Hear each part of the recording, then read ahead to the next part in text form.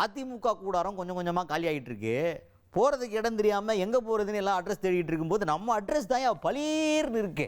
Board போட்டு வாங்க செல்லும் வழி இவ்வழி அப்படின்னு சொல்கிற மாதிரி நம்ம கூடாரத்துக்கு தான் எல்லாரும் வந்துட்டு இருக்கிறாங்க அப்படின்ற மாதிரி ஒருத்தர் பேசியிருக்காரு. பேசினது யார்? அமைச்சர் ஆதவ் அர்ஜுனா அவர்கள். அவர் தான் இப்போ தாவேகால வந்து புது புது மெம்பர்ஸாக அதிமுகவுடைய எம்எல்ஏக்கள்லாம் ராஜினாமா பண்ணிட்டு நாங்கள் தாவேகால இணைஞ்சு செயல்படுறதுக்காக விருப்பம் தெரிவிக்கிறோம் அப்படின்னு சொல்லிட்டு அங்கே வந்து இணைஞ்சிக்கிறாங்க. அதெல்லாம் நீங்கள் பார்த்துட்டு இருப்பீங்க. தொடர் காட்சிகள் அது நடந்துகிட்டு இருந்துச்சு. இப்போ இன்றைக்கி அது நடக்கலை. ஒரு நாள் ஏதோ கேப் விட்ட மாதிரி ஆகிப்போச்சுன்னு வச்சுக்கீங்களேன், அந்த மாதிரி இருக்குது. ஆனால் தொடர்ந்து நடந்துகிட்டு இருந்துச்சு. இதெல்லாம் நீங்கள் பார்த்துருப்பீங்க.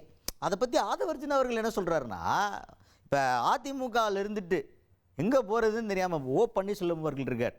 அவர் வந்து முதல்வராக்கி அழகு பார்த்தாங்க ஜெயலலிதா அம்மையார் அவர்கள். ஆனால் அவர் என்ன பண்ணார்?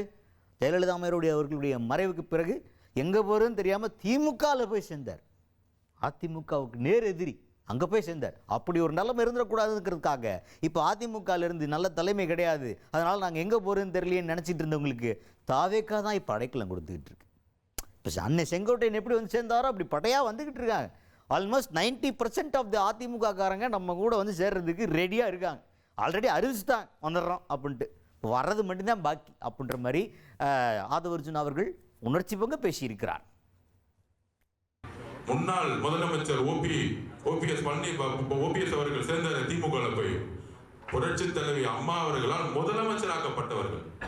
புரட்சி தலைவி அம்மா அவர்கள் முதலமைச்சராக்கப்பட்டவர். ஆனா அந்த அம்மா இறந்த பிறகு ஒருவேளை நமக்கு சீட்டு கிடைக்கல, அரசியலிருந்து ஒதுங்கணும்னு அவருக்கு தோணல. எந்த திமுக புரட்சி தலைவி அம்மா அவர்களை தூக்கி எறிந்ததோ அதே கட்சியில போய் ஒரு எம்எல்ஏ இருக்கிறார்.